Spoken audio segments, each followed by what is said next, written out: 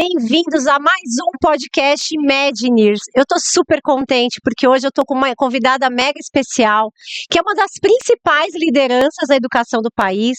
É uma mulher poderosa, bonita, inteligente, que tá aí há mais de 25 anos na liderança de grandes grupos educacionais, mas para além disso é uma pessoa muito admirável. Então eu quero que vocês conheçam e recebam a Sara Pedrini. Olá, tudo bom, Evelyn? Bem-vinda! Obrigada, é um prazer estar aqui contigo. Muito obrigada pelo convite. Nossa, que bom que deu certo, né, Sara? Deu. Porque imagina a agenda da Sara, como que é pra gente conseguir coordenar tudo isso, né? Deu tudo certo. Que bom. Sara, com tantos anos, né, essa trajetória e a educação do país passou por tantas mudanças nesse período, você acompanhou muitas delas, né? E pelo que eu estudei um pouco da tua biografia, mas eu espero conhecer melhor agora, você tem bastante experiência nessa questão da transformação digital das instituições, na questão da expansão educacional por meio da educação digital, mas com qualidade, com personalização. Me conta aí, mais ou menos, se pudesse fazer uma revisão assim dos últimos 25 anos, né? O que teve de tanta mudança na educação superior do país? Uau, é uma pergunta profunda, mas vamos lá, Evelyn, mas importante, até porque a gente vive atualmente uma nova mudança, né? Recentemente, o Ministério da Educação publicou um novo marco regulatório para a educação à distância, então tem uma série de adaptações já acontecendo, então é mais um movimento de mudança, mas assim, em linhas gerais, eu acho que é importante comentar que nesses últimos anos, vamos falar nessas últimas décadas, o ensino superior viveu uma expansão importante, né? Então, o acesso às instituições de ensino superior para a população de um modo geral, ele foi facilitado, né? Esse foi um grande objetivo do Ministério da Educação, enfim, eu diria que desde o início dos anos 2000, né, a expansão do ensino superior para muito mais pessoas, né, para sair dos grandes centros, uma expansão que se deu essencialmente através da iniciativa privada. Então é importante também que se diga, não é? As instituições públicas, o Estado não teria condições sozinho de garantir, né, essa abrangência que nós conseguimos conquistar em tão pouco tempo. Então a ampliação do acesso, ela se deu muito pelo trabalho, pela abertura de instituições privadas de ensino superior e obviamente nessa caminhada nós tivemos aí muitas mudanças também no perfil dessas instituições, na vocação que elas foram adquirindo. Então algumas instituições, por exemplo, muito mais vocacionadas para a área da saúde, outras tantas que começaram um movimento de educação digital, e esse também foi um outro marco, né, da educação superior, quer dizer, se chegou a um momento, mesmo com a expansão do FIES, dos programas de assistência educacional, por volta aí de 2013, né, eu diria 2012, 2013, a gente precisava, de fato, dar mais acesso ainda, ou seja, só os programas de financiamento não eram suficientes e nem a educação presencial como vinha sendo ofertada, porque ela de fato seguia em grandes centros, em cidades maiores, e a educação à distância foi de fato esse divisor de águas, né? A possibilidade de fazer uma expansão através do EAD para cidades no interior do país. A gente costuma dizer que nós chegamos aos rincões mais profundos do Brasil, ou seja, onde não haveria uma outra possibilidade de formação. Então a educação à distância teve esse papel social importantíssimo, segue tendo, né, de atingir uma população mais velha também, lá no início, né, quando a educação à distância começou sua expansão, era um outro perfil, hoje não. Hoje a gente tem, de fato, uma heterogeneidade muito grande nos alunos que estão na EAD, são alunos muito jovens, outras pessoas que já trabalham, mais velhas, que precisam conciliar a sua carreira, a sua profissão, né, os seus afazeres, inclusive pessoais, muitas mulheres na educação superior, então acho que esse também é um ponto importante a destacar. A EAD deu a possibilidade de formação para muitas mulheres com filhos, né, que tinham responsabilidades para além da família e do trabalho, trabalho, que precisavam, queriam se dedicar ao estudo, mas não tinham espaço, não tinham essa condição. Então, a educação à distância também trouxe isso. Em 2017, nesse período aí de 17 e 18, houve uma expansão bastante grande de polos, né? A gente sabe que houve uma abertura grande no mercado de educação à distância, uma infinidade de polos de educação foram abertos, enfim, houve uma flexibilização na própria legislação, e agora a gente enfrenta um movimento que é um pouco diferente, né, que eu entendo que ele tem uma conotação boa por um lado, a gente entende que é uma legislação que de fato traz uma consistência importante para garantir a qualidade da oferta, para garantir a boa formação dos professores, né, uma boa entrega para os estudantes, mas por outro lado, que também passa a restringir alguns cursos, né, algumas áreas de formação totalmente à distância, ou então no modelo semipresencial, o que de fato sabemos que vai de alguma forma afetar, temos uma preocupação de que isso possa inclusive reduzir o volume de estudantes, né, com acesso ao ensino superior,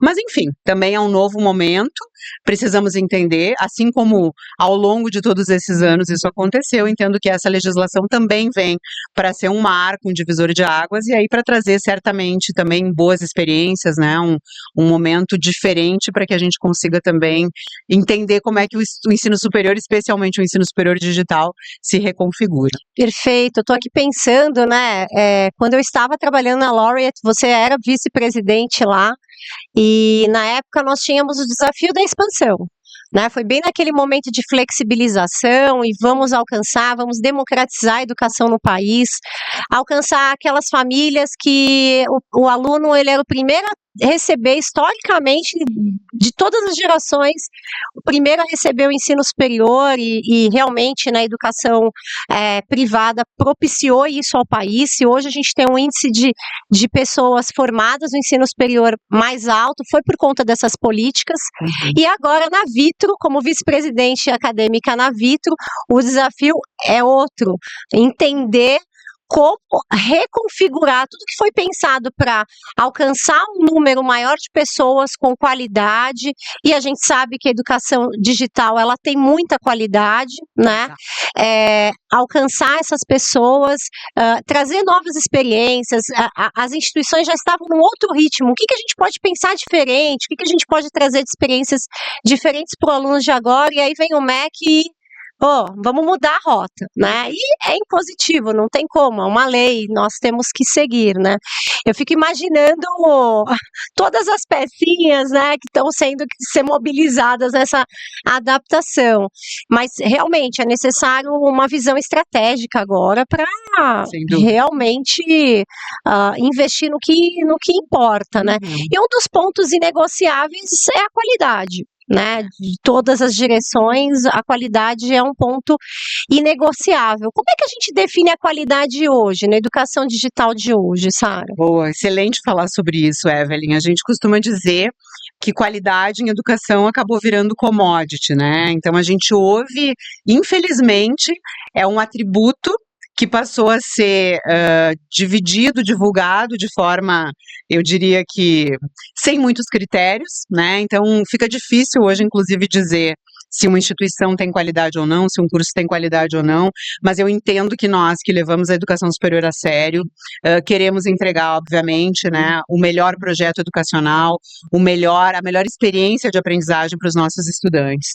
Tem um ponto importante quando a gente pensa nesses atributos de valor, no que significa ser uma instituição ou um curso de qualidade, que eu acho que perpassa também pelo momento que nós vivemos. Assim, você traz, de fato, toda essa reconfiguração, né, um movimento que mesmo antes de uma nova legislação já nos provocava a inserir novas tecnologias, a pensar em formatos educacionais diferentes. É uma outra geração chegando no ensino superior, a gente precisa olhar para isso, e incrivelmente hoje, quando nós olhamos para as nossas salas de aula, sejam elas físicas ou digitais, o que a gente vê é, às vezes, a convivência de 3 gerações diferentes numa mesma sala. Então, assim, como é que a gente lida com tudo isso e como é que a gente garante, né, que está conseguindo atender as expectativas também desses alunos? Mas acho que um ponto importante para trazer para essa discussão é que a desvalorização né, da graduação, do diploma, também tem um peso importante e muito relevante. A gente vive isso, não é só no Brasil, nós vivemos isso no mundo todo, né, uma desvalorização do ensino formal, que vem acontecendo, enfim, por uma série de razões, eu acho que não cabe julgar, mas a gente percebe, por exemplo, jovens hoje, zombando, inclusive, né, da possibilidade de ter uma carreira. Para que eu vou me dedicar tantos anos a estudar, se eu posso ter um emprego, se eu posso empreender, se eu posso ter um emprego nas redes sociais que me garante, né, uma remuneração melhor, enfim, uma outra ascensão. De verdade, quando a gente olha para esse contexto todo, a gente vê que uma minoria de pessoas, uma minoria muito pequena mesmo, consegue atingir esse objetivo que a gente enxerga hoje como sendo o principal objetivo dessas novas gerações. Então, nós temos também um papel, antes de pensar em como, né, vamos fazer, nós temos um papel também de mostrar a esses jovens, a esses estudantes, que a educação superior segue sendo, sim, né, a chave para o seu crescimento, para a sua ascensão social, para a melhoria das condições da sua família, da sociedade, da comunidade em que ele está inserido. E aí o requisito de qualidade, ele entra com uma força exponencial nesse sentido. Por quê? Porque o estudante precisa ver propósito, ele precisa se sentir pertencente, ele precisa olhar para aquele espaço de educação, para o material, para aquele momento com o professor, né, para aquilo que ele está aprendendo e perceber que aquilo faz sentido para a vida dele, né, que de alguma forma esse aprendizado está acrescentando, ele de fato tem uma mudança. Então, quando o aluno percebe isso, ele não precisa de nenhuma força externa, de nenhum argumento para convencê-lo de que é importante, né, de que a graduação, de que o ensino é essencial. E para que isso aconteça, de fato, a gente precisa investir muito na qualidade do que a gente entrega, né? Eu costumo dizer, educação é serviço e é processo ao mesmo tempo, né? Então, nós que estamos na educação, a gente vive essas etapas, né, da experiência do estudante, e nós precisamos garantir que ele tenha a melhor experiência possível. A melhor experiência é o que ele quer? Só? Não. A melhor experiência é a experiência que transforma esse aluno. Então, quando a gente fala em qualidade, a gente está falando em muitas coisas. A gente está falando, essencialmente, eu diria, prioritariamente, na formação, né, e na qualidade do professor. Então, seja o professor que está num espaço físico, seja o professor que está atuando no formato digital, outros atores pedagógicos que suportam esse processo, como mediadores, como tutores. Então, a qualidade desses profissionais, eu entendo que é o primeiro ponto que a gente precisa destacar para diferenciar as instituições, né? Esse é o ponto-chave, é o ponto principal. Depois disso, a gente precisa também olhar para o desenho do currículo, para o desenho desse curso, para o que está compondo, né, aquele percurso de formação. Quando a gente fala de conteúdos, de novo, eles precisam fazer sentido, eles precisam estar linkados com a realidade, eles precisam, de fato, trazer uma diferenciação, né? E os recursos que a gente utiliza para chegar nisso. Então, a gente está falando aí de uma diversificação de metodologias, de recursos tecnológicos, de inteligência artificial também, né? Por que não falar sobre isso? Ainda vem mais esse desafio. E bem, vamos entender o que é que nós temos que fazer. Quer dizer, eu não diria que a inteligência artificial, ela é um momento de disrupção, ela não é, mas ela é um momento essencial para que a gente, de fato, consiga também se reorganizar. Né? Quer dizer, um professor, uma instituição que não utilizar, né, a IA hoje como um recurso, como um suporte também para o seu trabalho, ela perdeu a condição, de fato, de inovar, de levar a qualidade para a sala de aula. Eu acho que quando a gente fala de qualidade, Evelyn, a gente está falando de uma série de atributos, mas especialmente de um professor com uma excelente formação, né, e com um vínculo com o seu estudante, né, com um vínculo grande com o seu curso, que esteja sempre se desenvolvendo e aprendendo mais. Nós estamos falando aí de um currículo atualizado, vinculado às demandas do mercado, mas também que possa desenvolver questões que são essenciais, porque o aluno não busca a instituição de ensino superior, ele não busca a graduação somente por um conhecimento específico ou técnico. né? Ele quer se aprimorar, ele quer aprender. E a gente tem percebido hoje que o desenvolvimento de competências, das soft skills, né, de competências que são competências de relacionamento, de pensamento crítico, de análise, são cada vez mais valorizadas para tudo, para os relacionamentos, né, para a vida desse estudante, para o seu espaço de trabalho. Então, olhar para isso tudo, aportar também recursos tecnológicos e inovação no fazer da educação, é isso que vai garantir a qualidade do trabalho, sem dúvida. Quando a gente fala em educação, é sobre todos esses pontos que nós estamos falando. Nunca é um fator ou dois. A Não. educação é muito complexo. Você estava mencionando a questão da importância das instituições de ensino superior hoje, né? A gente está se perguntando, né? O que a instituição de ensino superior deve atender nessa sociedade que está aí sendo convidada a se reconfigurar intelectualmente, inclusive com o advento aí da inteligência artificial. Quais os desafios que tem aí pela frente? Aconteceu uma coisa muito interessante. Eu fui jantar uma noite com amigos e um dos amigos estavam comentando: eu acho que não é necessário mais. É o que eu estudei na graduação, para que tudo aquilo? Porque hoje eu empreendo e eu fui embora assim um pouco brava, sabe? Porque não tem jeito, nós somos acadêmicos, né? E estudamos e acreditamos na educação e a gente sabe que é uma fala irresponsável, né? Verdade. E fui pensando naquilo tal, e pensando, e fui buscar informações. Gente, eu tô ouvindo falar isso de um jeito, de outro, mesmo na internet, com o sonho do marketing digital, né, que parece que é uma caixa de Pandora, você aprende, você ganha status, você ganha dinheiro, enfim.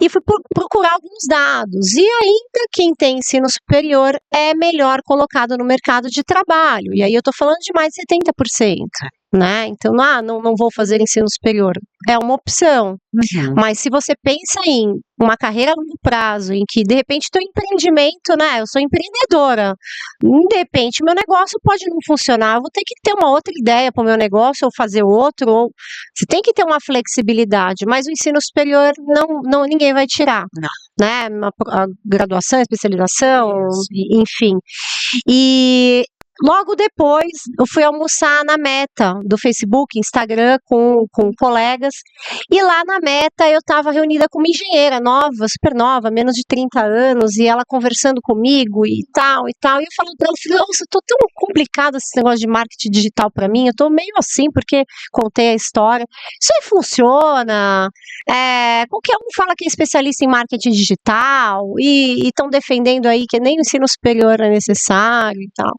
E ela falou para mim assim, todo mundo que está aqui trabalhando na Meta tem ensino superior. Então, eu não estou desmerecendo quem opta ou que não pôde ainda realizar o ensino superior, mas é irresponsável afirmar que o ensino superior não tem relevância, porque não tem a ver com o diploma, tem a ver com todo o processo que você passa até alcançar o sonhado diploma. E todo mundo que está atrás, né, mexendo nas máquinas, está preparado para aquilo. Então, o pensamento crítico que é necessário se desenvolver profissionalmente, será que a gente consegue desenvolver com pequenos cursos? Resolução de problemas complexos, será que a gente consegue desenvolver esse pensamento que é complexo com pequenos cursos, né, formações rápidas? Então,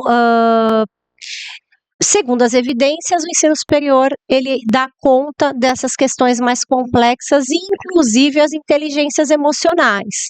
Então, eu acho muito importante a tua fala, porque a gente, por ser acadêmico, né, às vezes fala, não, peraí, vamos pensar na prática, e realmente isso tem trazido impacto para o Brasil, né, para o país. E agora aqui entre nós, tá, que ninguém está nos ouvindo, eu fico imaginando, nesse contexto de tantas mudanças, você deve ter passado por algumas decisões meio impopulares, né, Sara? Como é que é ser líder num momento desse e ter que tomar decisões meio impopulares? Eu penso que, bem, ao longo, né, da minha trajetória profissional, em alguns momentos, até pelo próprio processo de mudança, obviamente, da legislação, mas também das instituições, né, das características de cada instituição. Eu tive sim que tomar decisões difíceis, né? E nesses momentos é importante, foi muito importante para mim, e esse é um conselho que eu dou sempre para qualquer liderança que precisa tomar decisões difíceis, né? A gente precisa pensar muito, mas não pensar demais, né? Porque às vezes a gente passa muito tempo pensando e perde o tempo de tomar a decisão de fazer aquilo que precisa ser feito. Nós temos também que nos cercar de outras pessoas, né? Ou que já viveram isso, ou que podem contribuir de alguma forma com a sua experiência. E eu entendo que a experiência, ela sempre é relevante, Evelyn. Então, por mais conceitos que a gente vai adquirindo, e de novo, a graduação, né, o curso superior, ele mobiliza isso, ou seja, não adianta só ter o conceito e o conhecimento, que hoje está em qualquer lugar, mas a forma como eu mobilizo isso é o que vai garantir o sucesso, né, de uma determinada tomada de decisão ou de um determinado processo. Então, escutar outras pessoas que podem contribuir também é muito importante. Ter essa escutativa, passar com calma, com muita sabedoria, com o entendimento das consequências, do contexto todo, do tamanho, do impacto. Então, sim, já tive que tomar decisões muito difíceis, por exemplo, fazer mudanças drásticas, né, de modelo pedagógico. Infelizmente, também uma reestruturação bastante grande quando a gente fala de pessoas, né? A gente sabe que não existe, isso eu costumo dizer sempre para os meus times, por mais lindo que seja o projeto pedagógico de uma instituição, ele não sobrevive sem recursos financeiros. Então, nós precisamos também garantir um equilíbrio, né? A gente precisa garantir um equilíbrio entre o sonho, entre um projeto inspiracional, aquilo que nós queremos fazer e entregar, entre a qualidade, mas também entre a eficiência das nossas ações que possa suportar todo esse grande projeto. Então, também lidar, às vezes, com reestruturações, com redução, né, de corpo docente, de equipe, foram decisões difíceis, bastante questionadas. Então, nós também, eu aprendi ao longo desse tempo, dessa caminhada, que o questionamento, ele faz parte, não é isso que vai inviabilizar uma tomada de decisão, não é isso que vai desmerecer aquilo que eu estou fazendo, pelo contrário, é o que vai me ajudar, inclusive, a pensar de uma maneira diferente, talvez, ou da mesma forma, para uma próxima tomada de decisões. Isso faz parte do aprendizado. E eu diria que hoje, nós comentávamos sobre isso antes, né? Hoje, diante de todas as mudanças que nós vemos, que não é só uma mudança regulatória, isso é uma mudança do contexto social, de como a sociedade está enxergando a universidade, o ensino superior, é uma mudança também tecnológica, né? Então, uma preocupação emergente, especialmente entre professores ou entre tutores, mediadores. Nossa, será que eu vou ser substituído por uma ferramenta, por um robô, pela inteligência artificial? E como é que a gente lida, como é que a gente toma decisões, né, e pensa também, e como comunica isso para as pessoas. Então, eu diria que esse é um momento também difícil, em que nós temos que ter muito cuidado, pensando especificamente na Vitro Educação. A Vitro é líder em educação digital no Brasil, né? Nós somos os maiores quando a gente fala em educação digital. Então, toda tomada de decisão, e aí minha como liderança acadêmica, da instituição como líder desse mercado, ela precisa ser revestida de muitos cuidados, mas ela precisa ser sempre uma tomada de decisão corajosa, né? É isso que a realidade tem nos imposto, né? Coragem para decidir, para tomar decisões, sim, impopulares por vezes, questionáveis muitas vezes, mas que são as decisões que vão garantir a nossa sustentação, que vão ser as decisões que vão garantir a qualidade da nossa entrega, a qualidade do nosso processo de aprendizagem e um destaque para o futuro. Então, de verdade, a gente planta agora e nós vamos mais tarde colher. Por isso que a gente tem que ter muito cuidado com o que vem sendo feito. E aceitar, né, que essas medidas, por vezes, são medidas que não vão agradar a todos, faz parte também do nosso crescimento, como pessoa, como profissional, como instituição. Então, eu vejo que a gente lida hoje, principalmente, mais do que uma mudança regulatória, eu diria para você que a mudança que a gente tem vivido é uma mudança de modelo, né, de modelo educacional, do que nós estamos efetivamente fazendo. Muitas pessoas em educação seguem presas a crenças muito antigas. A gente sabe, a educação é um espaço que poderia ser o espaço mais inovador, é onde a gente tem um terreno, o terreno mais fértil para tudo isso, mas ainda é um espaço de muito conservadorismo, né, de muito apego àquilo que foi feito, àquilo que funcionou, e realmente funcionou muito bem em algum momento, mas a gente acabou de falar das mudanças que foram acontecendo aí ao longo dessas décadas, desses anos, e isso demanda de todos nós decisões diferentes, decisões mais arrojadas, um rompimento com o passado que não serve mais, e eu não estou dizendo com isso que todo o passado tem que ser agora desmerecido ou esquecido, não é isso. Mas nós temos que entender o que do passado nos ajuda a sustentar as decisões para o futuro, mas aquilo que, bem, chega, já foi. Isso é impopular, isso é muito impopular, Evelyn, porque as pessoas não querem mudar. Não. Mesmo pessoas muito jovens, pessoas que têm um DNA de inovação, né, que apostam nisso, pessoas muito inteligentes, elas têm uma resistência incrível à mudança, inclusive os nossos alunos. Os próprios alunos, eles são atores que por vezes resistem às mudanças que a gente vai trazer. Então também tem uma impopularidade por vezes em decisões que nós tomamos para qualificar o processo educacional, para melhorar o aprendizado desse aluno. No princípio isso não é tão bem recebido, mas nós precisamos lidar, e eu aprendi isso ao longo da vida e ao longo da minha carreira, a lidar com muita tranquilidade, né, com bastante segurança, e a gente precisa ter muita certeza, muita segurança, sabendo que algumas coisas podem não sair exatamente como nós desenhamos, como nós planejamos, mas que nós sejamos rápidos, né, eficientes para corrigir essas rotas e para entender, para lidar com as críticas, para lidar também com essa impopularidade que não adianta, ela está vinculada, diretamente vinculada com as decisões mais estratégicas que a gente precisa tomar. É tão bom quando a gente escuta uma vice-presidente mulher, né, número 1, mas assim, no sentido de ter essa maturidade de que realmente, né, está diante de uma operação grande, os impactos acabam vindo, né? E eles vão vir, e faz parte mesmo do processo. Você sempre foi muito conhecida pela sua ética, pela sua retidão, pela sua clareza dos objetivos que você tem como líder, né? E eu fico pensando como que é ser essa mulher num ambiente que é majoritariamente masculino, né? Aí ao longo da tua carreira, isso, como que você lidou? Como é que você construiu toda essa segurança dentro de um ambiente que a gente sabe, a maioria dos líderes educacionais são homens? É engraçado isso, né? Porque várias vezes eu fiz uma reflexão a respeito dessa pauta, que é uma pauta que é cara para mim, assim, é algo pelo qual eu luto, que a gente possa de fato ter mais lideranças femininas. E hoje eu tenho muito orgulho e muita felicidade de trabalhar com inúmeras lideranças femininas extremamente competentes, né, ter colegas, ter pares também, vice-presidentes que atuam comigo também, mulheres muito competentes e muito reconhecidas pelo seu trabalho. E ao longo da minha história, conheci também outras mulheres admiráveis.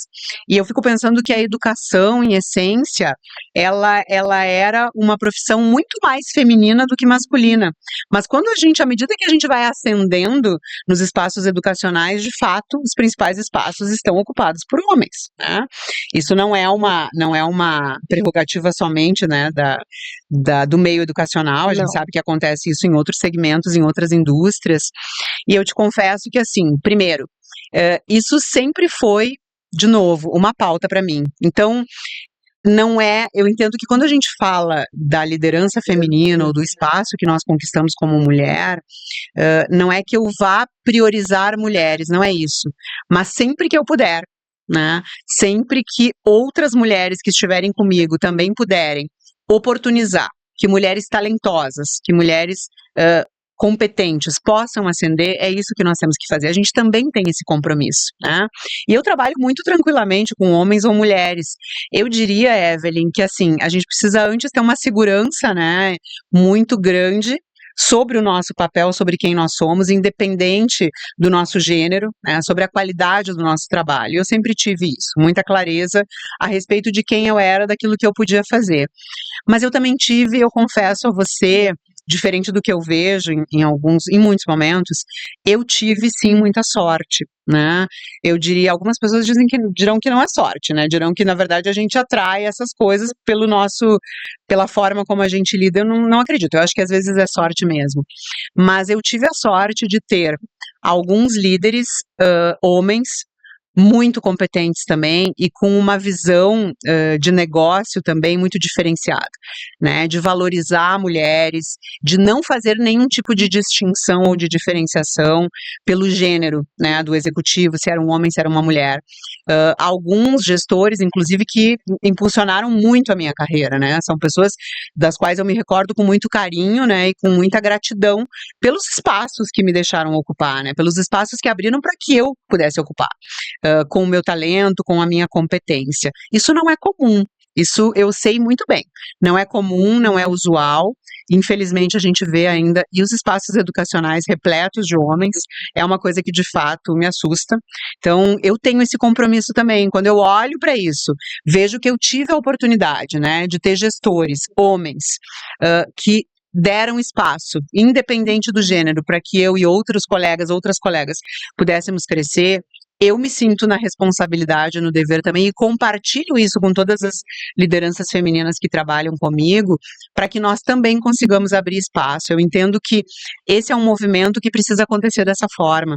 A gente precisa conscientemente, né, de forma intencional, abrir espaço para que mais mulheres ocupem essas posições. Então, eu entendo que essa também é uma missão que eu carrego comigo e sempre, de verdade, quando eu olho para trás e quando eu olho para o presente, né, eu vejo que eu tenho conseguido abrir esse espaço também para que outras mulheres possam se posicionar, possam ocupar posições de liderança, mas ainda, eu diria para você que ainda é um espaço que precisa acelerar. A gente ainda tem poucas lideranças e mulheres extremamente competentes atuando na educação, mas que merecem um espaço maior, sim. Eu acho que falas como essa já impulsionam pelo menos uma reflexão, né? Vamos olhar um pouco mais para as competências, porque nem para um lado nem para o outro o gênero deve ser um ponto de decisão, não é? Eu também tive muita sorte. Nós temos um amigo em comum, que até vou falar dele porque ele merece muito, o Felipe Barroso, que tá no Canadá, tá longe, a gente tá com saudade. Que foi um líder que também, né, estava abaixo na tua gestão e que era um líder que super humano, entendendo as particularidades que é ter uma liderança mulher abaixo de você, que era no meu caso, né, e super, nossa, foi muito bom, acho que foi uma das melhores experiências que eu tive com o líder e quando a gente tem essas histórias que são raras na carreira, a gente tem que lembrar e tem que valorizar sim. E agora com essa história de inteligência artificial, né, que é tudo um caos, né? Vai me substituir, os alunos vão copiar tudo, agora não dá para confiar nada, porque agora tudo é inteligência artificial. A gente está num momento de insegurança geral, não só na educação, mas até mesmo na vida, né? Então, fake news, e tá todo mundo muito sensível em relação a isso. Quando a gente fala de educação digital, tem toda uma estratégia, tem todo um Ministério da Educação por trás do que a gente faz, validando todos os passos, todos os pontos, vírgulas e no detalhe o que a gente faz. Mas como que a inteligência artificial afeta um projeto que não é um projeto, é um processo, né? Um processo de educação digital que é aí pioneiro, né? Também, porque a Unisesumar é uma das pioneiras em educação digital na história do EAD. Verdade. E uma das maiores, ou não, a maior em educação digital. Como que a inteligência artificial vem cutucar os processos da instituição? Olha, eu te diria que hoje esse é um assunto que está na nossa pauta diariamente, né? É engraçado porque a gente abre os jornais, a gente entra nas redes sociais, a gente entra em qualquer espaço e sempre tem, se não uma, duas dezenas de matérias falando alguma coisa sobre a inteligência artificial. Então, acho que o primeiro ponto aqui que eu entendo que a gente precisa destacar é que nós não podemos dar as costas de forma alguma para isso. Dizer, não, isso é um modismo, isso vai passar. Não, isso não vai passar, né? Então, não é um modismo. E nós não podemos, especialmente nós, né, educadores, gestores de educação e de educação digital, nós temos que estar muito atentos a esse movimento para entender, né, como é que a gente vai fazer o uso da melhor maneira desses recursos. E nós conversávamos outro dia que, na verdade, não é pensar em prompts, não é nada disso. É como a gente consegue utilizar cada vez melhor e cada vez com mais eficiência os recursos que a inteligência artificial está nos trazendo. Por exemplo, tem essa preocupação com a falta de humanização ou com o tecnicismo exagerado que pode acontecer na educação por conta da inteligência artificial ou até a substituição de professores, né, de profissionais da educação por isso. Primeiro, eu não acredito de verdade, né, com tudo que eu tenho lido e tenho estudado muito, Evelyn, assim, também é meu papel, e eu entendo que é papel de todas as lideranças acadêmicas, de qualquer liderança, em qualquer segmento, mas especialmente em educação, é nosso papel mergulhar profundamente e entender, né, a inteligência artificial. Nós temos que fazer isso. Então, eu tenho buscado muito conhecimento a respeito e tentado entender qual é a melhor maneira de utilizar esse recurso a nosso favor na educação. Quando eu olho para esse contexto todo, eu enxergo que nós temos um potencial gigantesco de melhorar o que nós já fazemos. Hoje, por exemplo, a gente tem atividades, ações dentro da educação, especialmente da educação digital, especialmente dentro da Vitro, né, das nossas instituições que são muito grandes, que são ações mecânicas. Por exemplo, eu vou te dar um exemplo bastante concreto, assim, eu gosto dos exemplos, porque eu acho que eles ilustram muito o que a gente fala. A correção de avaliações, a correção de atividades, ela é manual. Ela é feita pelos professores, pelos tutores, então a gente tem hoje um tempo precioso dos nossos profissionais dedicado a essa correção. Isso é bom? Não, claro que é, porque é importante fazer a correção, inclusive para gerar um feedback para esse estudante, para que ele entenda onde ele tem que melhorar. Isso faz parte do processo educativo. Mas a gente já percebeu, e nós estamos fazendo alguns ensaios, que existem ferramentas de inteligência artificial que conseguem, sendo curadas, sendo monitoradas por professores que entendem, né, que conhecem bem o processo, que conseguem fazer os ajustes necessários. A gente percebe que a inteligência artificial pode trazer muita eficiência, muito mais agilidade para esse processo. Tirar o tempo que muitos desses profissionais têm dedicado a essa tarefa para outras, como, por exemplo, para desenvolver uma avaliação muito melhor, né? A inteligência pode fazer isso de uma maneira mais célere, tão boa quanto, e inclusive dando feedbacks personalizados. E aqui entra um poder da inteligência artificial, que nós sabemos que já vem sendo usado e que nós queremos, obviamente, mergulhar, entender muito mais como podemos usar, que é a possibilidade de personalização, especialmente quando a gente fala de instituições tão grandes, como são as nossas instituições, quando a gente fala da educação digital, né, que precisa se ancorar em ferramentas tecnológicas como essa, a possibilidade de personalizar trilhas de aprendizado, de personalizar a forma de aprender, que a gente sabe, né, que a gente mobiliza recursos muito diferentes no processo de aprendizagem, a possibilidade de personalizar um feedback de avaliação, né, e de entender também, inclusive a gente tem agora acompanhado uma empresa que nem é brasileira, uma empresa que nos mostrou algumas soluções, por exemplo,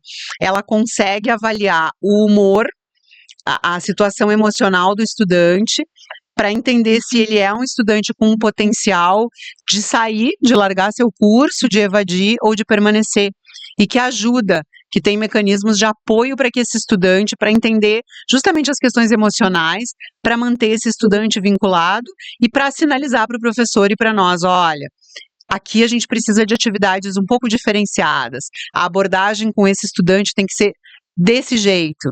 Então, veja o poder que a inteligência artificial tem de qualificar o nosso trabalho, de melhorar. É assim que nós enxergamos. De forma alguma, eu enxergo a inteligência artificial substituindo os professores. Mas aqui o professor tem um papel fundamental. Ele precisa ser um aprendiz, né? Ele precisa estar aberto para aprender e para utilizar as ferramentas de inteligência artificial da melhor maneira possível. Nós temos trabalhado e, assim, nós temos tornado esse o nosso, eu diria que é o nosso ponto principal quando a gente fala em IA, e a Twine, que é a nossa diretora de qualidade e inovação, é quem tem liderado esse movimento dentro da Vitro, está aqui comigo hoje. Nós entendemos que esse processo todo começa pelo professor. Então, qualificar, né? Oportunizar a formação continuada para que os nossos professores conheçam a inteligência artificial, percebam como ela pode apoiar o processo e como eles podem se apropriar dessas ferramentas para melhorar o seu trabalho, tem sido o nosso objetivo principal nesse momento. Então, nós entendemos que tudo começa por aqui. É óbvio que existem uma série de outras soluções pensadas para todo o processo de experiência desse aluno, né? Desde a chegada dele à instituição, como a gente dá retornos mais rápidos, e aí eu não estou falando da experiência dele em sala de aula, mas da experiência como um todo dentro da instituição, mas nós entendemos que usar a inteligência artificial, especialmente em conjunto com os nossos professores, é que vai potencializar esse poder, é que vai melhorar cada vez mais. A gente falava de qualidade no início desse nosso podcast, é o que vai, de fato, aprimorar cada vez mais o processo de aprendizagem, né? Então, nós acreditamos, sim, que é um caminho sem volta, né? É um caminho sem volta, mas nós podemos fazer desse caminho um caminho muito interessante. Se nós tivermos a abordagem correta, se nós nos aprofundarmos, se estudarmos e se tivermos os parceiros corretos nessa jornada. Então, acho que tem muita coisa legal ainda para vir a respeito disso. Me anima muito também, eu estou bem empolgada. Assim, vou ser bem sincera que no começo me assustou um pouco. No comecinho, quando a gente começa a pilotar, a gente pensa logo nos impactos, né? Exato. Educador é assim, né? A gente pensa logo nos impactos. Mas logo depois, e os potenciais, né? O que a gente pode tirar dali? E ainda a gente não tem essas respostas. A gente está nesse momento. Daqui a um ano, quando a gente voltar nesse podcast, já vai estar tudo diferente. Exato. Mas é estimulante a gente poder pensar pelo lado positivo, né? Como que essa ferramenta, assim como quantas vezes a gente não passou por isso no EAD, né? O próprio EAD foi um grande desafio na época. Exatamente, imagina a educação à distância. Lembra que eram as mesmas discussões, vai substituir o professor, era a mesma coisa. Se a gente começar a olhar, é claro que a IA hoje tem um impacto global muito grande, mas é mais uma coisa que a gente vai saber tirar bom proveito para melhorar a educação, né?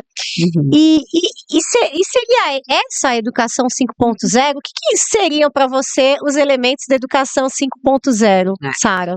Sabe que essa é uma expressão que é bastante utilizada, né? E eu prefiro utilizar, ela é similar, né? Eu prefiro utilizar muito mais o conceito dessa educação 5.0, que é uma educação que de fato humaniza, né? E consegue desenvolver competências utilizando tecnologia, mas também a humanização, né? Os sentimentos. Então, eu espero que sim, Evelyn, eu espero que essa seja a educação do futuro. Eu entendo que é para isso que nós estamos trabalhando. Quando a gente fala de uma educação 5.0, de uma educação que consiga, de fato, atender os estudantes, né, que consiga abraçar um maior número de alunos, a gente está falando de um processo educacional que utiliza as tecnologias, mas não é a tecnologia como um fim, ela é como um meio, ela é um recurso. E é assim que nós enxergamos, né? O propósito é muito maior aqui, né? A educação, essa educação 5.0, ela enxerga o propósito como o mais importante. Inteligência artificial, recursos tecnológicos, isso tudo são meios, são formas da gente chegar ao que importa, né? Ao desenvolvimento de competências. Isso não é uma, eu diria para ti que não é uma receita, né? E também não é um modismo. A gente conversa com muitos empregadores, né? Com pessoas que estão no mercado, que empregam os nossos estudantes, que, enfim, tem aí uma necessidade enorme de profissionais. E o que nós mais escutamos é a necessidade de encontrar pessoas que, obviamente, tenham uma boa formação técnica, tenham aquele conhecimento específico, mas mais do que isso, que consigam se relacionar, né, que tenham um bom relacionamento, que tenham empatia, que consigam resolver problemas complexos, né, e a gente não resolve problemas complexos sozinhos. nós precisamos do outro. Então, que consigam conviver em sociedade, que convivam da melhor maneira com seus pares, com outras pessoas. Hoje, o que nós sentimos falta, e eu fico pensando que é mais do que só no mercado, só o mercado de trabalho. Isso extrapola o espaço do trabalho. A gente tem ouvido isso de empregadores, mas quando a gente olha para a nossa sociedade, para tudo, a gente vê que isso está faltando de um modo geral em todas as dimensões da nossa vida. Então, falar de uma educação do futuro, né, dessa educação que olha para frente, é falar de uma educação que usa a tecnologia para potencializar o desenvolvimento de competências. O desenvolvimento, obviamente, das competências técnicas, do conhecimento mais duro, mais técnico, mais, né, que a gente precisa, obviamente, mas principalmente as competências que são as competências que vão moldar o futuro do mundo, de um modo geral, da sociedade, dos espaços de trabalho, né? Competências que possam, de fato, atribuir, agregar valor à sociedade. A gente olha, por exemplo, para o que nós temos feito atualmente nos nossos programas de extensão, nas nossas atividades extensionistas, e nós temos inúmeros projetos, né? A gente está falando de muitos alunos, de centenas de projetos de extensão. Muitos alunos quanto, mais ou menos? A gente está falando de mais de 900 mil alunos. Gente, hoje. olha isso. São mais de 900 Quantas mil cidades? Né?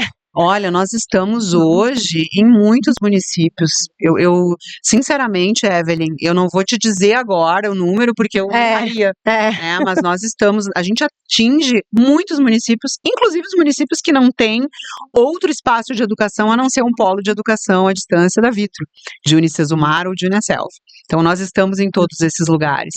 E quando a gente fala dessa educação voltada para o desenvolvimento de competências socioemocionais e competências técnicas, também é o desenvolvimento de pessoas que se importem com os problemas daquela comunidade, né? Que se importem com as questões ambientais, né? E que de fato consigam atuar sobre isso.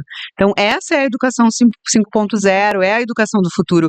Não é sobre tecnologia, é sobre como a tecnologia vai impulsionar o que vem sendo feito, mas é principalmente sobre o perfil de estudante, o perfil de egresso, né, o perfil de pessoa e de profissional com o qual nós estamos trabalhando e que nós precisamos desenvolver. É o humano à frente da tecnologia, né, e com a tecnologia, porque a tecnologia é um artefato do nosso tempo, né? Exatamente, exato. Não dá para também, né, a gente comentava há pouco, né, sobre as resistências com tecnologia, não tem mais esse espaço, não existe. Não. Ser resistente à tecnologia é negar o próprio tempo e espaço que a gente vive, né? E eu vejo, assim, em muitas das suas falas, a importância da emoção, né? Então, do desenvolvimento emocional, da emoção, tanto no envolvimento da instituição com o estudante, a afetividade, o olhar empático e próximo a esse estudante. Para você, Sara, qual que é a importância da emoção para a aprendizagem? Nossa, ela é vital, né? Não existe, como é que eu vou dizer isso, né? Nós não podemos falar em aprendizagem sem emoção, né? Tudo que transforma, tudo que de fato acontece de diferente, aquilo que a gente consegue criar e desenvolver, ele obviamente passa, né, pela questão emocional, passa pelos afetos, passa pela mobilização que isso tem, né, dentro da gente. Então, não há como separar as coisas, Evelyn. E eu fico pensando que há um mito de que a educação à distância, de que a educação digital não consegue atingir o aluno nessa dimensão, né, quando a gente está falando de afeto, de interação. Isso não é verdade. Sabe, não é o que a gente tem visto. O que a gente percebe primeiro, né, é uma necessidade cada vez maior dos estudantes, né, de novo, vou voltar ao tema do propósito, ao ponto do propósito, quer dizer, se a aprendizagem, se o conhecimento tem um propósito, ele obviamente passa, né, pelas nossas sensações, pelo nosso afeto, pelo vínculo que a gente cria. Então a gente está falando de emoção o tempo todo. E quando a gente fala de um aluno, como você comentou, que é o primeiro da sua família, né, a ter um diploma de ensino superior, ou é o primeiro que está frequentando uma graduação, pensa quantos sentimentos a gente está mobilizando nesse estudante, nessa família, né, o quanto a gente está influenciando também nesse contexto todo. E é por isso que eu falo, a educação à distância, os atores que nós temos hoje atuando, seja o professor, o mediador, o gestor de polo, né, o tutor de polo, quem está diretamente vinculado a esse aluno, a emoção também transcende esse trabalho. Ela é essencial para criar esse vínculo, para trocar ideias, os vínculos que se formam através das comunidades de aprendizagem que esses alunos criam, né? Eles criam vínculos, afetos, que são essenciais para o processo de construção de conhecimento. Então, não há como dissociar. E eu te diria que a educação jamais vai ser mecanicista, né? A educação não é um processo mecânico, ela não é um processo tecnológico. De novo, ela é mediada por tecnologia, obviamente ela é revestida aí de todo um conhecimento, né, que é importante, mas se não houver a mobilização dos afetos, se não houver a mobilização das emoções, daquele sentimento de crescimento, de desenvolvimento e de transformação, a gente não pode falar de aprendizagem, ela não está existindo. E a gente sabe que aprender é necessariamente passar por essas sensações, né, de transformação, de orgulho, de pertencimento. Então, eu jamais vou poder falar de educação sem falar de emoção. Não se dissociam essas questões. Realmente, eu sou apaixonada, né? Então, a pessoa que já é apaixonada, exatamente. Emocionada, né? Meus amigos me dizem, é muito emocionada, graças Ainda a bem. Deus. Eu também acho. Mas eu estava aqui pensando, né? Você é advogada de formação, né? É verdade. Que As coisa, pessoas não me acreditam. conta aí, como é que foi? As pessoas não acreditam nisso. Assim, é muito engraçado, né? Eu tenho amigas, colegas aí de toda uma vida que são psicólogas, né? E me dizem assim, Sara, mas eu sempre achei que a tua formação fosse na psicologia ou na educação, na pedagogia. Eu disse, olha, eu adoro essas áreas, né? Não tem como não adorar quando a gente está atuando com educação. Mas é engraçado isso. Eu sou professora há muitos anos, assim, desde que eu comecei a minha carreira, né?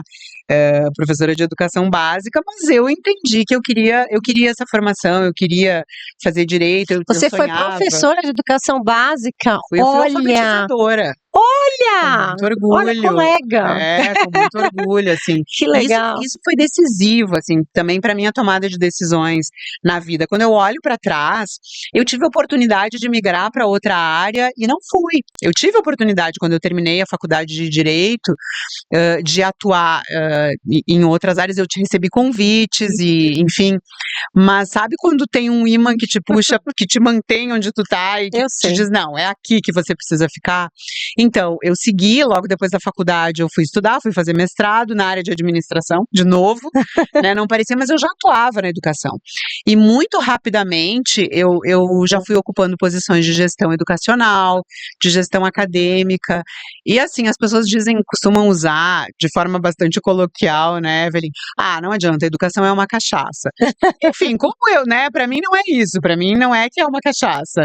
A educação, para mim, ela é, de fato, ela é um amor, né, ela não é nem paixão, ela é um amor porque é aquilo que perdura já, sei lá, vamos pensar, são 32 anos já na educação, né? Então, sim, eu fui para outra formação, eu imaginei que eu ia seguir outra carreira, eu tinha até uma pressão familiar para isso, mas eu não consegui porque os caminhos foram assim aparecendo, eu pensei, não, é aqui que eu quero ficar, e eu digo para você que foram as melhores decisões que eu tomei, né? Permanecer, e eu espero ainda construir muito nessa caminhada, eu acredito que eu ainda tenho muito para fazer, né? Eu posso contribuir, tenho muito para aprender, e esse é um ponto. Você falou, por exemplo, né, dos cursos livres, né, dos cursos curtos e tal.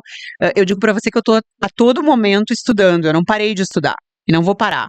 E esse também é um conselho que eu dou para todos. Hoje a educação é assim também.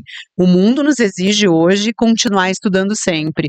E eu sigo aprendendo, né? Sigo construindo, mas de fato, para mim esse é um caminho sem volta. A educação assim, é o que me forja também, não só como profissional, mas como pessoa. Hoje eu não consigo mais separar as coisas. É engraçado, né? Eu me reconheço na tua fala, eu também fui professora de educação básica há muitos anos e fui para o ensino superior, e quando eu decidi que não ia mais atuar dentro da educação formal, superior, e fundei a minha empresa, as pessoas, poxa, que legal, você é uma produtora de cinema, que legal, que legal.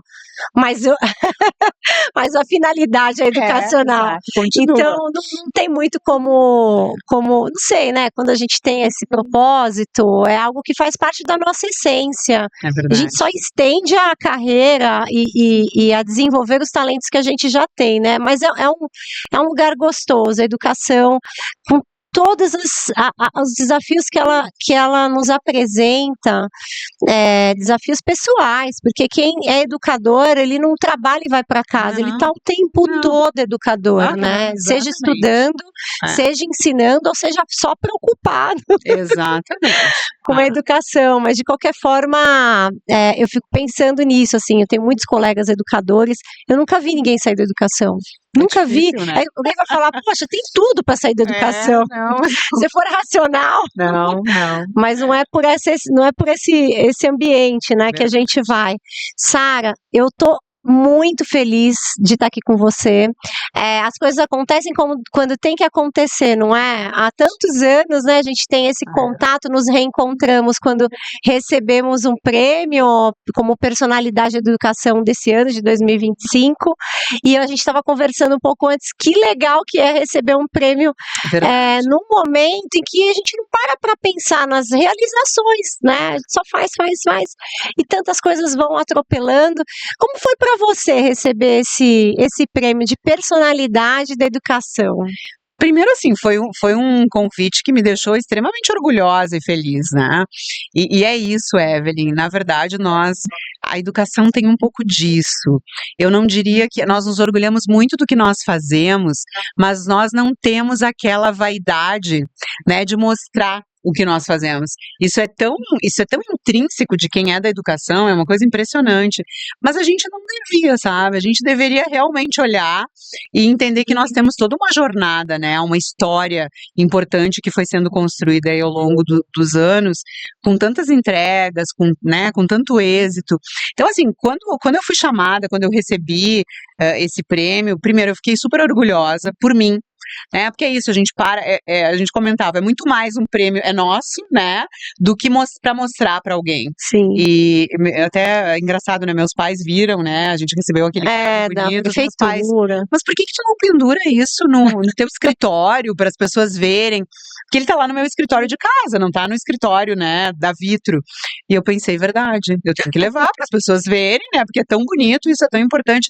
Mas é porque o valor é muito mais nosso, né? A gente, aquilo tem valor porque é um reconhecimento de tantas coisas, né? De tanta história, de tanta entrega. Então, eu olho para trás e eu acho que esses prêmios, eles de fato nos fazem parar para refletir, para pensar, para nos reconhecermos, né? De fato, como profissionais que fizeram tantas coisas, né? Então, você, eu, as pessoas que nós encontramos lá, tantas pessoas queridas, competentes, maravilhosas, que a gente admira muito. Então, também estar ao lado de pessoas tão boas, tão reconhecidas, que estavam conosco naquele momento, sabe, dá um calor, assim, dá um calor no coração, né? Uma sensação de que, olha só, a gente está fazendo alguma coisa certa, né? A gente está no caminho certo, a gente fez muita coisa boa, vamos colher isso, vamos comemorar isso.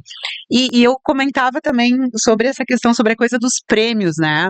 Comentava isso com o meu time de trabalho, assim, nós temos que reconhecer mais pessoas na educação, nós precisamos premiar mais, nós precisamos de fato mostrar mais o que é feito. Isso também é uma forma de voltar, né, de dar o devido valor da educação, para que a sociedade reconheça o devido valor da educação nesse espaço. Então, também é nosso papel. Eu entendo que ao receber prêmios como esse, é nosso papel perpetuar essa história, né?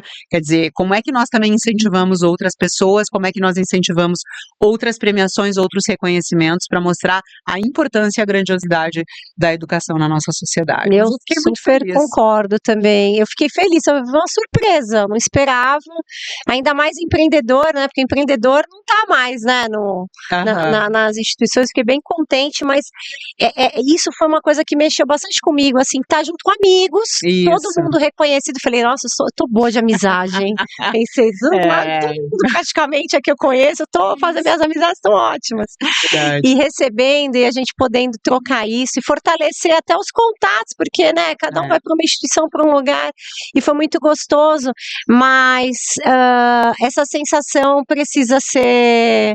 a gente fala, a educação é desvalorizada, não é? O educador é desvalorizado, mas a gente também tem que fazer nosso papel, não é, Sara? De valorizar a educação, valorizar esses educadores, porque a gente tem que ter norte, tem que ter exemplo, tem que ter inspiração, né? E num mundo tão pervasivo, as coisas acontecendo, fica tudo muito espalhado, é pouco concreto às vezes o que cada um faz. A gente sabe, mas vamos mostrar.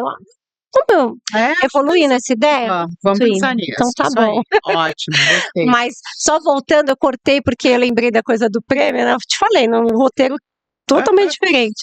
Mas eu queria mesmo, sinceramente, agradecer de você ter vindo aqui, ter almoçado, e a gente poder trocar ideias, e a gente poder pensar e provocar outras pessoas a pensar que educação será essa que está nesse momento se reconfigurando. A gente está assim no comecinho, meio caótico, todo mundo está nesse momento, mas convidando a ter uma resiliência que vai trazer mais qualidade, vai ter uma expansão diferente. Vamos pensar pelo lado potente das dificuldades, dos desafios que a gente vai, né, enfrentar a partir daí. E principalmente te parabenizar pela líder feminina, mulher poderosa, linda, que nos representa enquanto mulheres na liderança educacional. É muito bom, falei e repito, é muito bom quando a gente tem uma líder reconhecida pela sua ética, pela sua integridade profissional, pela sua competência, pela sua inteligência. E você é reconhecida não só por mim, mas por muitos, você sabe, que já trabalharam com você, que já tiveram contato com você. A Vitro fez um bom negócio, trazendo uma mulher como você aí para o grupo, e te desejo aí longevidade, te desejo aí muito sucesso, porque não tem como, né? A mulher como você só vai atrair boas coisas, viu? Super bom, Evelyn, assim, te agradecer muito, e eu fiquei lembrando no nosso almoço, assim, dos momentos que a gente viveu e te escutando agora, né, te vendo nesse papel de empreendedora na educação, né, porque assim, continua, eu também penso, Evelyn, naquilo que você e outros profissionais como você têm construído. Quando a gente olha para a educação, a gente vê que esse momento também demanda a construção de um outro ecossistema. As coisas não estão todas, as soluções, elas não estão todas enclausuradas dentro das instituições, dentro das universidades, não.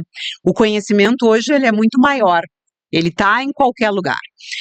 E perceber uma educadora como você, né, que migrou para uma outra carreira, que foi empreender, mas que mostra para nós que estamos dentro da educação, as possibilidades que nós temos de parceria, de atuação conjunta. Olha de quantos projetos a gente falou hoje, né, e a qualidade, quer dizer, o diferencial que o teu trabalho, que o trabalho da tua produtora pode trazer, né, para o que nós fazemos.